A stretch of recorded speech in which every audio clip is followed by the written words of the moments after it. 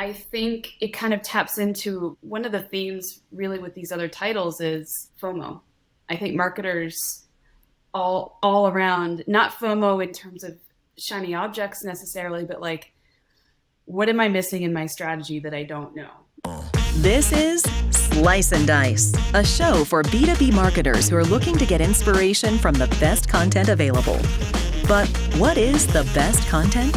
What are marketing and sales professionals really reading, watching, and listening to? In each episode of Slice and Dice, Brett McGrath highlights live data captured from the Juices platform and introduces what people are really interested in. Brett partners with an industry expert to figure out why certain content hits the mark and what we can all learn from it. Okay, let's chop it up.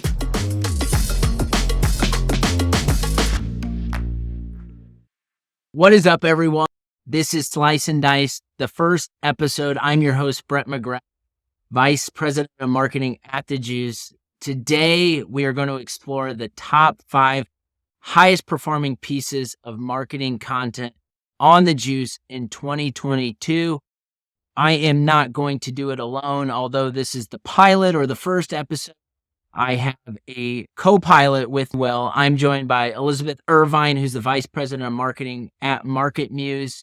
She's going to chop it up, talk about the top 5 pieces, some trends, some other things that we're noticing. Elizabeth, welcome. Thanks so much for joining. How are you doing?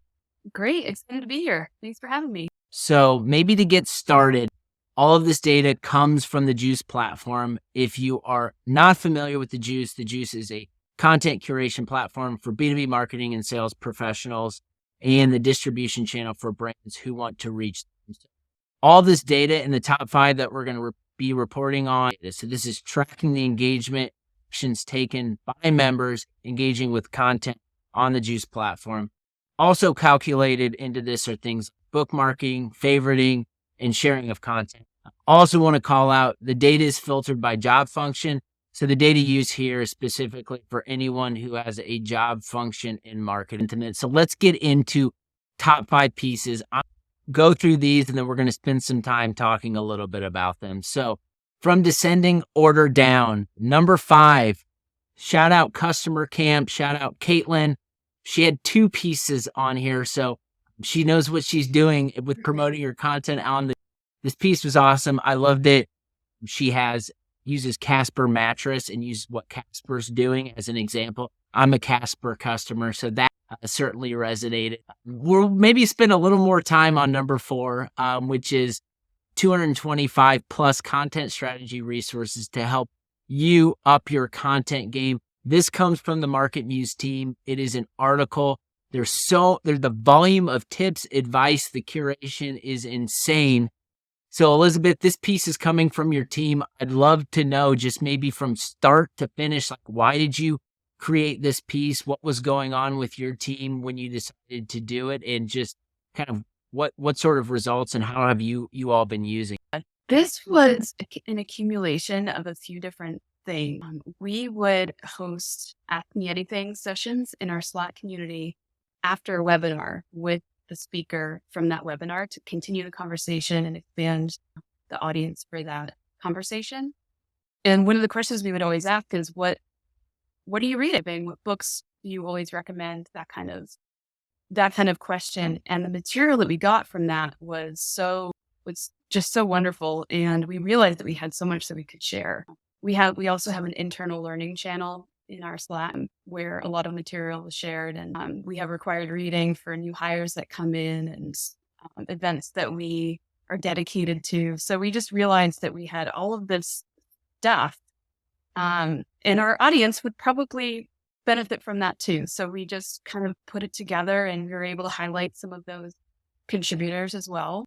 I was excited to see that on the list because sometimes, like, is 225 too many resources?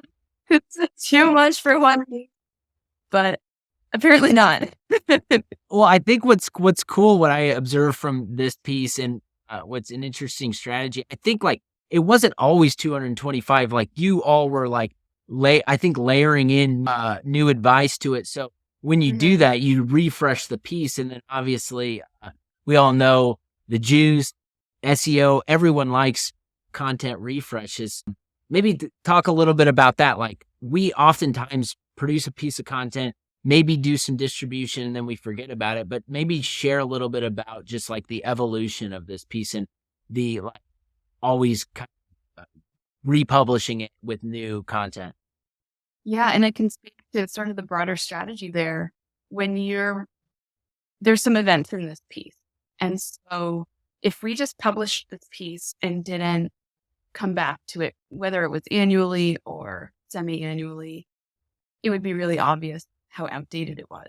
And that can be the same of any content that references something that, even if it's a quote unquote evergreen piece of content, you're likely referencing something that has shifted or changed. And if you don't update that, Google will know and your audience will know. And so it's really important to, especially those that are core to your strategy and core to that customer, to keep those fresh. And it doesn't take that much either to go in and update those. I'm sure we'll get more into the piece. Love the commentary. Let's go back to number 3 here. So number 3 is only toolkit, the only non-article piece on the list. It is demand generation, pre-targeting, campaign planning. This comes way of the peak community via Terminum. This peak out again, like we're trying to get more organized right now.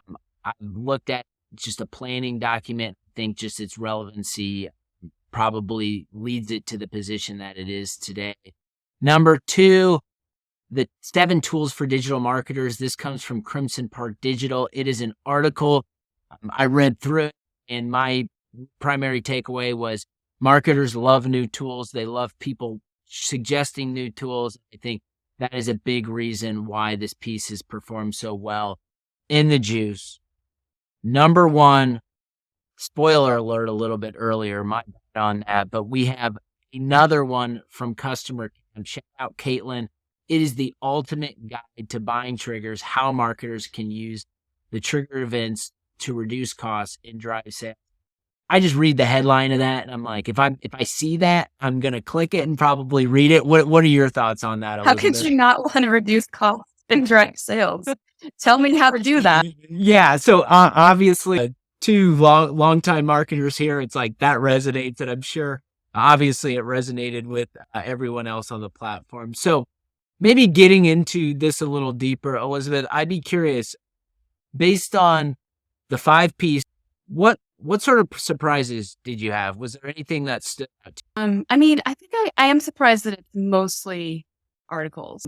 And I don't know if that's a function of the type of content that's primarily on the juice, but yeah, 4 out of 5 being long form content. That's great. I love that. You said I am surprised. To me, that was my big primary takeaway was how articles reign supreme and how writing is still important, more important than ever before. My expectation was that maybe some webinar, video type, more podcasts, because those are types of mediums it seems like everyone's investing in right now, would be more of those would be on the list. I think I was kind of taken away by just 4 out of the 5 being writing. So you and I are on the same page there. Let's talk about your piece specific. Distributed content on the juice. The piece that made the 5 was that a surprise to you, your own individual piece? Would you expect it to be something else? Has that piece performed well for your team outside of the juice? Maybe talk a little bit about that.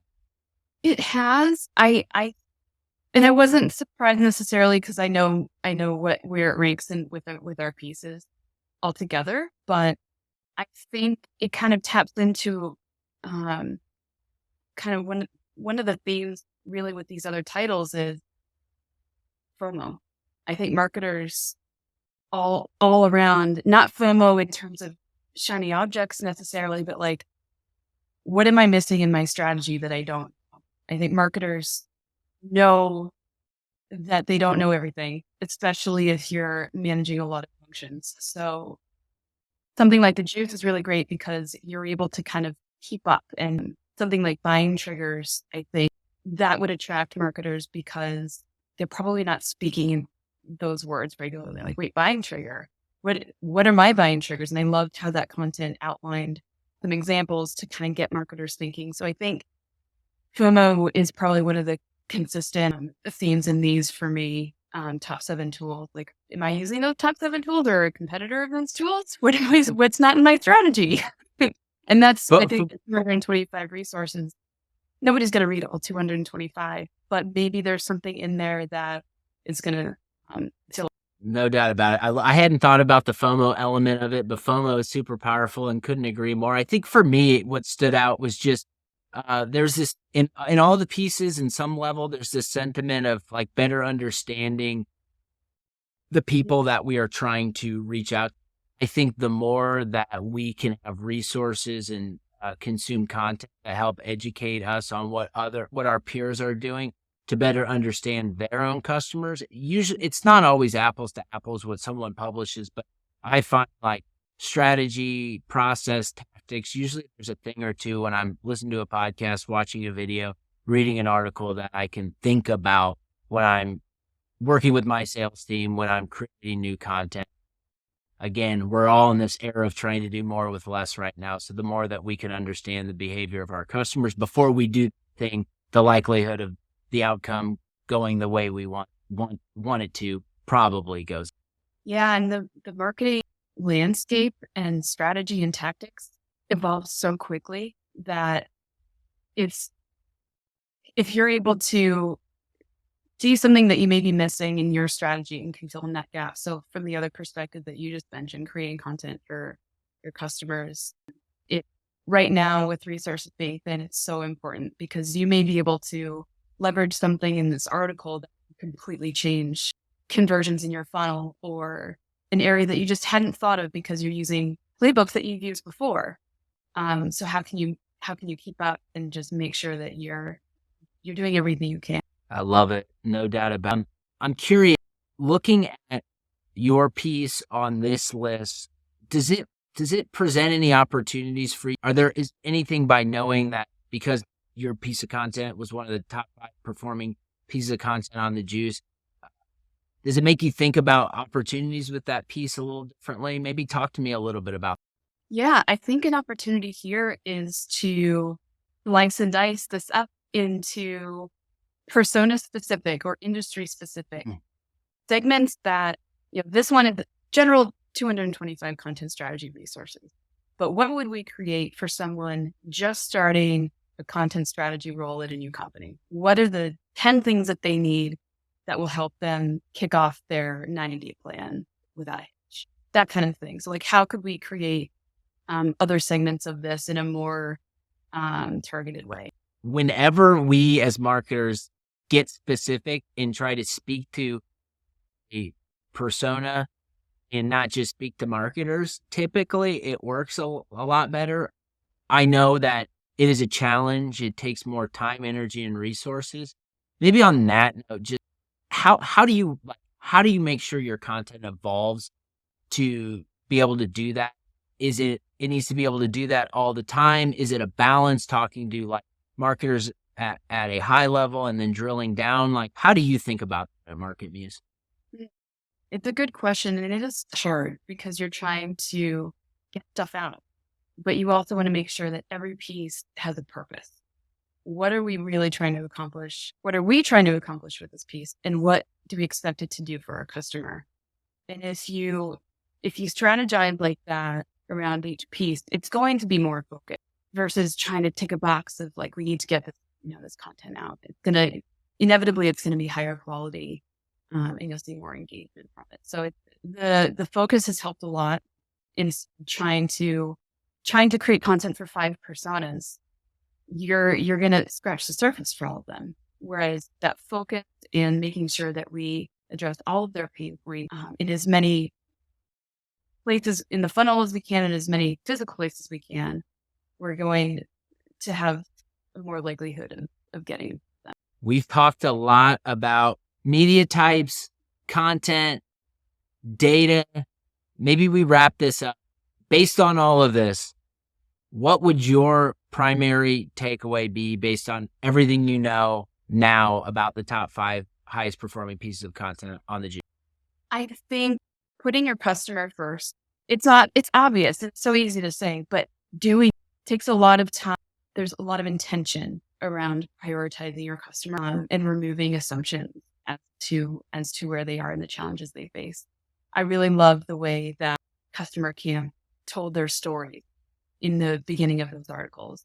It was humorous, it was relatable, it wasn't jargony. And so they clearly know their customer because that voice, it's very specific. But there's a lot that you can learn there. And as marketers, especially if you're at a company for a long time, you get in your company bubble in terms of the language, and it's very specific to your company, and you have to get outside of that and speak the language that your customers are speaking and listen to those calls and go where they're learning and incorporate that into your overall strategy. You are on the same page. The only thing I would add to that is what we talked about up front is just writing. Make sure you are writing. Make sure you have writers on your team.